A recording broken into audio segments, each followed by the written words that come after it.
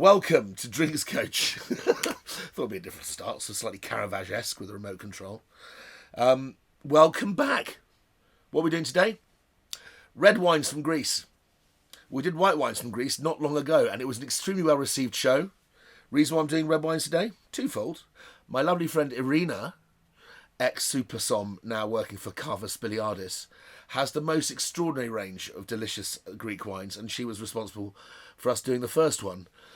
So that's the first reason, because I've got all these incredible Greek wines, and there's been a bay and a who and a demand for this particular episode.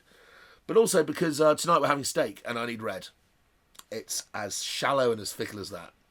So, my wife produced a map last time. I don't know if anybody remembers this. But sort of Greece is sort of that shaped, kind of shape. And also it's got lots of islands everywhere. Islands are very important. There's a thing called the Peloponnese down here, which is kind of like just a lump stuck on the side. A friendly lump. Like Zaphod Beeblebrox's head, if anybody knows that reference. But we've got places like Kefalonia, we've got Santorini, we've got Crete. In fact, Irina brought me so many wines that I'm going to do a Greece 3, because we've got wines from the Greece part of Cyprus, from the foothills of Mount Troodos in Paphos. We've got dessert wines from outside Thessaloniki. We've got a muscat from outside Patras in Peloponnese.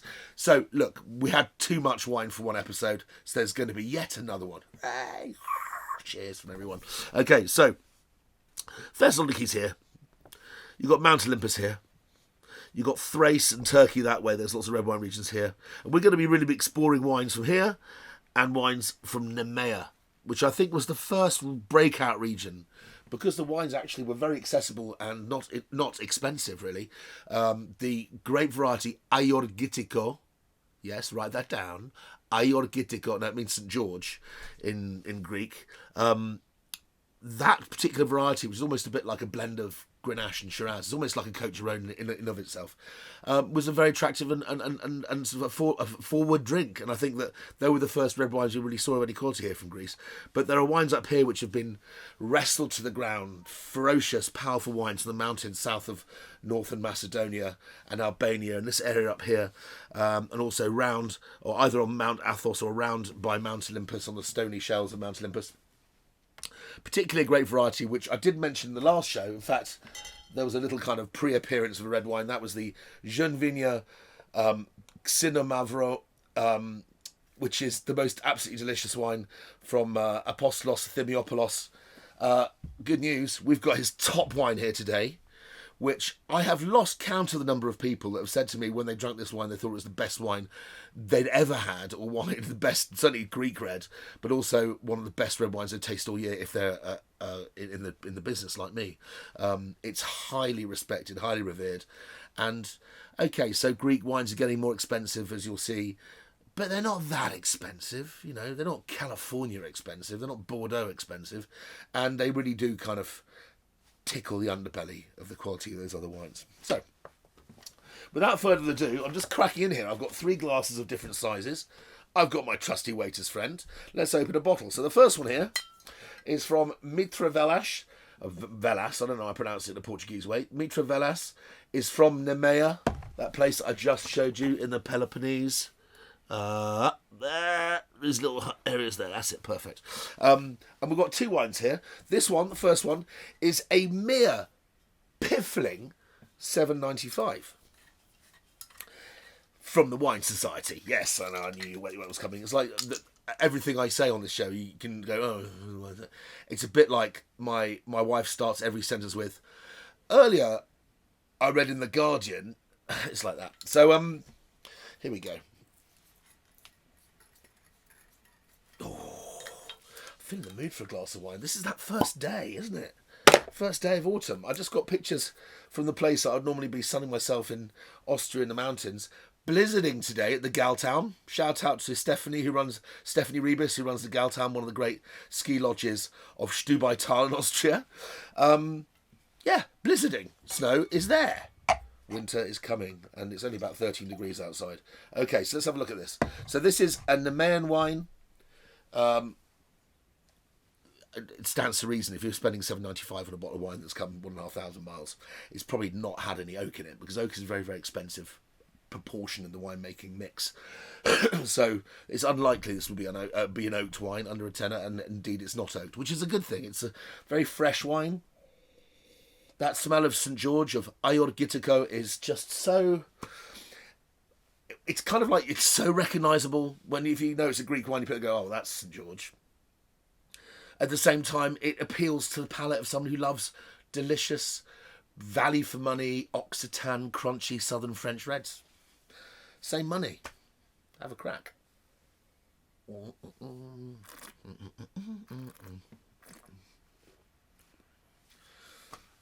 I don't know what people expect for $7.95, but I don't think it's fair to expect more than that.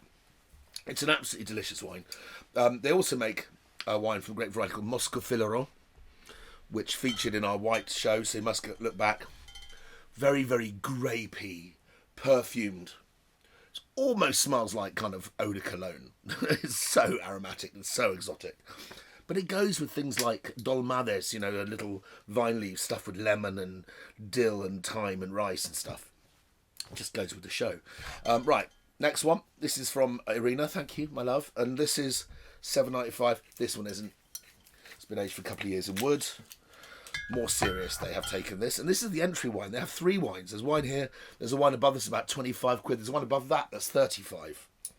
This is about 17.50, if memory serves me correct. So, in that kind of, if you want to take wine seriously and have a special wine for a dinner party, £15 to £20 is a serious sweet spot these days, certainly post-lockdown. Okay, so, wine number 2. Okay, a bit more about the wine. This is from the Xinomavro family. I don't know if you remember, we had some delicious, really delicious white wines from them last time.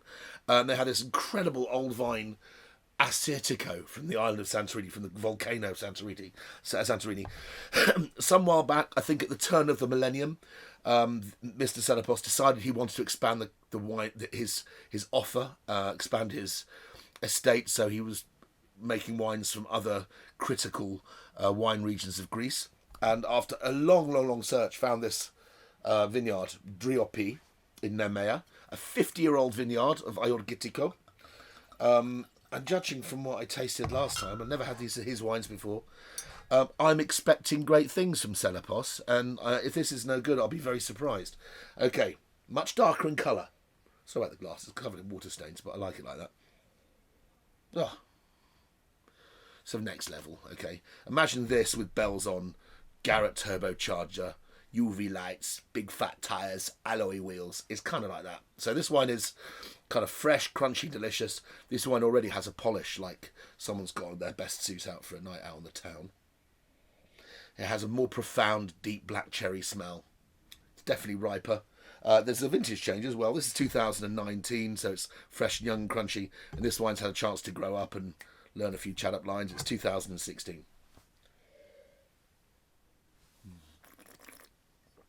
Yeah. Oh, I can't wait for my steak later. That is such a good steak wine. Oh, yeah. Ribeye, Agiorgitiko. It sounds like it's going to be a really good night, even if I can't sing. So where are we going from there? We're going to this guy. Mr. Parparoussis is a very, very famous winemaker. He's an extremely well-known agronomist, an expert in producing really quite good wines, some great varieties, which, like large parts of Italy, only grow there, like one little block of that, one little block of that, and very much a man who likes to preserve the museum of vine types that are out there. And his enotypes tend to be quite rare and unusual. This wine is made from a great variety called Sigillo, T-S-I-G-E-L-L-O. No, I haven't heard of it before. Will I ever see it again? Unlikely. But I know that Parparoussis and his 2 daughters, who make the wine with him, are very, very famous across Greece for their winemaking skills. Where are they from? Peloponnese again. It's all happening down here. Right at this end of the tip, round here. That's where they're from. Okay. Ooh, that map is really useful. I will get around to animating these things one day, when I can be asked. Right, what vintage have we got? 2015. Okay, so this wine's 5 years old. Pale in colour. It's interesting. I'm describing a grape variety that you'll almost never ever drink unless you bother going to Cava Spiliadis online. They take Apple Pay, right?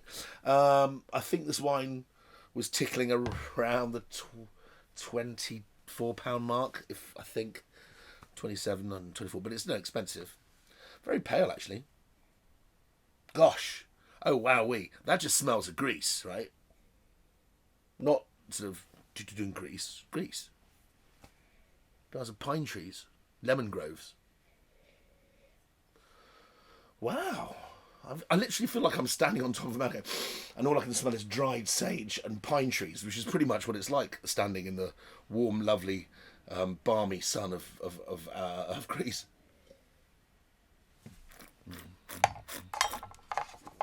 I'm not sure what to compare that to. Hey, let's not compare it. A real original. Yes, I know what it tasted like. It tastes like a grape variety which I love very much, which you can drink on the border of being slightly chilled. It has minerality. This wine has a tang, sweet and sour, almost cranberry tang. There's a little bit of dusty wood underneath. It's probably been aged in different ages of wood. But this reminds me of a grape variety from the island of Sicily, and that grape variety is called Frappato, ladies and gentlemen. If you know what Frappato is, you're going to bloody love this. Good Frappato is not particularly cheap either, but it's a pale wine that makes terrific wines, particularly, what am I thinking of? Chora di Vittoria in the south of Sicily. So that's a lovely one. What I just wanted to say is these guys do make a bit of an effort when it comes to their labelling. I think that I think it's fair to say it's a bit like going to, I don't know, Istria in Croatia or going to Greece. When you go on to holidays and islands, very forward-thinking, very modern, wonderful architecture. There seems to be a style to everything.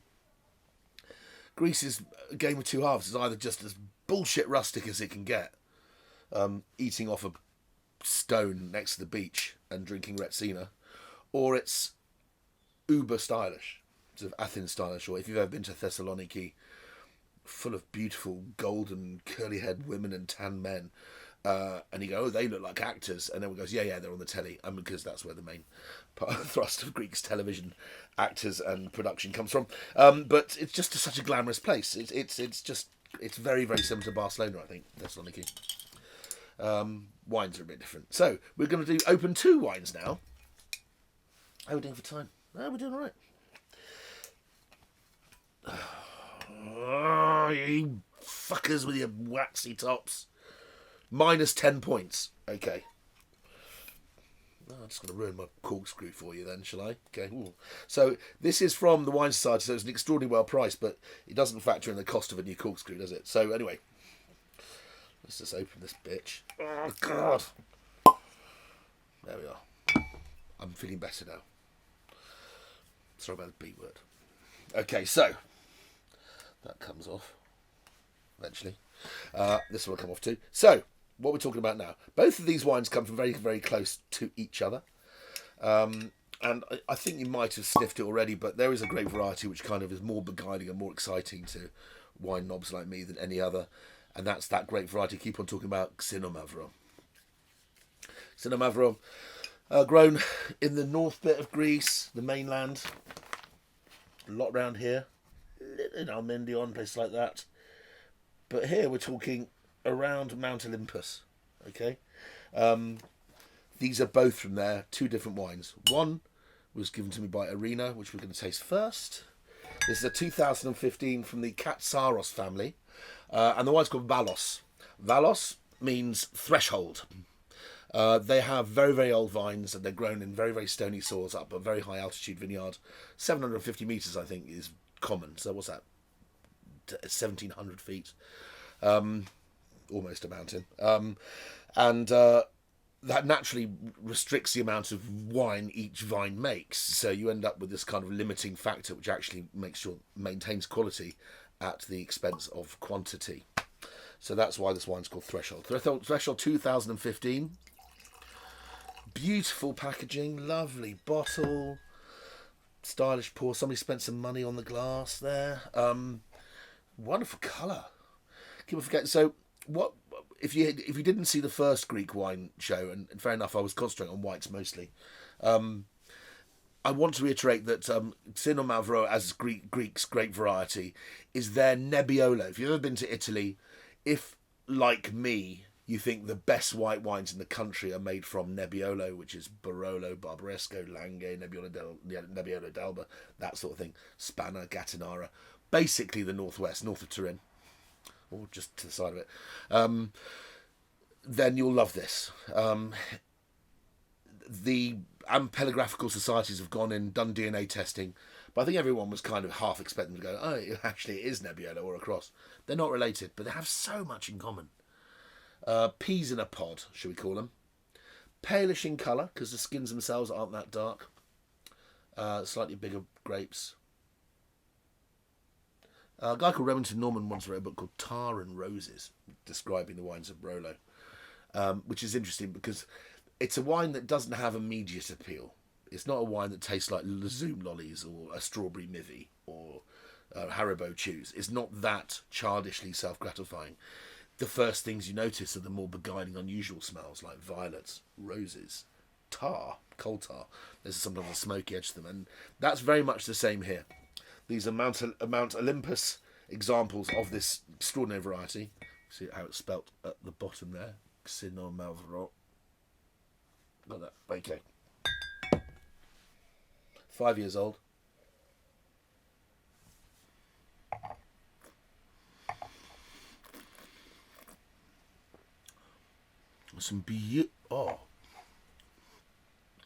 Some expert oak management here. It's lovely because I can taste old wood. I think maybe 2nd, 3rd, 4-year-old wood. I mean, maybe there's a little bit of new oak in there. I think there is there too. That's a beautiful wine. Wow. And it has the tar, and it has the thyme, and it has the hawthorn and the dried sage in the hedges and sort of this Greek garrigue, for want of a better description. Wow. 22 quid. If you're going to have a wine that does that to a guy like me, and I taste thousands of wines a year, I think 22 quid is well spent. So, Arena, thank you for that. Whoa. Daniel and Alison will be pleased later. Okay, so we're coming on to this. Now I've waited a long time to try this. This is Apostolos Thymiopoulos' top wine, the guy that made the Genevieve Xinomavro. And this wine's actually not 100% Xinomavro. It's from the Dio Rapsani, which is the denomination area, the delimited area just to the south of Mount Olympus, which has special respect for the wine that's made for many, many hundreds of years. And in fact, there's a couple other varieties there which I will never see again. Crisato and Stavrotto. Stavros, hey, monkey peeps. Okay, so Stavrotto and the other one,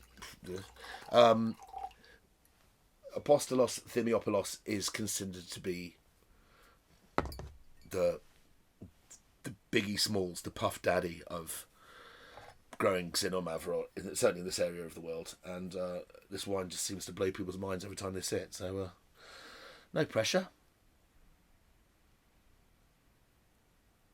Oh, wow. 2017. It's 2 years younger than this.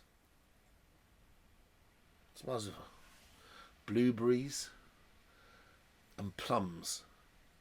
Really pure fruit. There's a subtle menthol hit. In the palate, it's almost nebulous. You can almost not taste the sides. It's like it's been wrapped in cotton wool. Wow. Fluffy clouds of joy.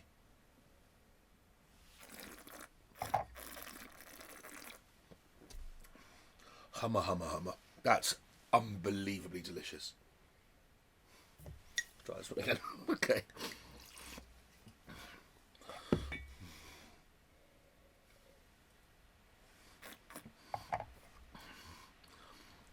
I mean, for fuck's sake, so's that. Sorry, they're both fantastic wines. They're both 22 quid. I think this maybe just has it, but I don't know why. I haven't worked it out in my head yet. It's just amazing texture in the wine. I've never tasted Xinomavro that was so kitten soft. Holy moly. Okay, one more wine to go before we contemplate oysters and steak this evening. This, anybody recognise this? I did show a wine made by these guys, Biblia Chora, in the white wine show, and it was a wine made from 100% Vitiano, which is a great variety from Crete that's been planted here. This is a vineyard in Pangion. So let's go back to Thessaloniki, which is there. Mount Olympus is there. Nemea is there. If you go about 100 k's east, you're almost in Turkey.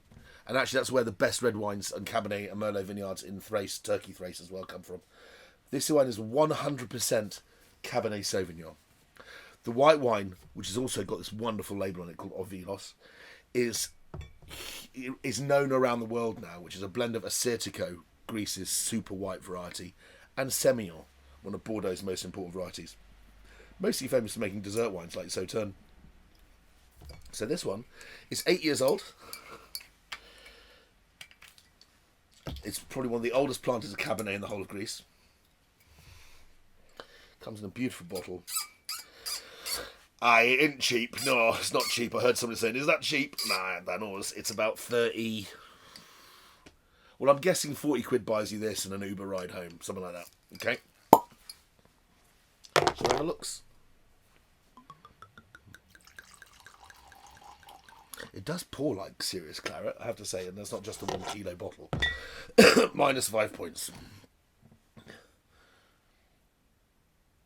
Wow. Well, there is some Greek herbal shit going on in the background, but if you're one of those people that likes to spend telephone numbers, I mean ludicrous amounts of money on premium Super Tuscan Cabernet and Merlot, people who buy wines from Bulgari, we're talking Sassicaia, Celaya, Maceto, Volpaia, those wines, Tignanello. These wines are super, super expensive. For actually, Tignanello is still good value, actually, about 80 odd pounds, but Sassicaia is probably more than £200 now. Celaia's more than that. But there are wines which, I'm not being mean, but they're collected by footballers. I know Alex Ferguson has a lot of the stuff. And these wines are really fantastic. Cabernet Sauvignon, when planted in a Tuscan environment, has, especially by the sea where you have a constant temperature, reaches levels of finesse and depth of flavour that I think Napa Valley and Sonoma Valley almost always only dream of. There are one or two exceptions. But we're talking about serious wines here. And we're talking about probably one of the most recognisable labels and one of the most recognisable wines in the whole of one of the oldest wine-growing countries in the world. And it's still under 40 quid. We're buying it ready to drink. It's 8 years old. You know, if you wanted to buy a 2010 Sassicaia, that's 300 bins right there. Okay?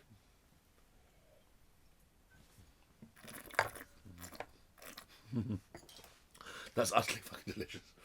That's delicious. I'm not really one for straight Cabernet, but I've decided I might change my mind on this occasion. Oh, God. Right, that's it. I'm off for steak. See you next time.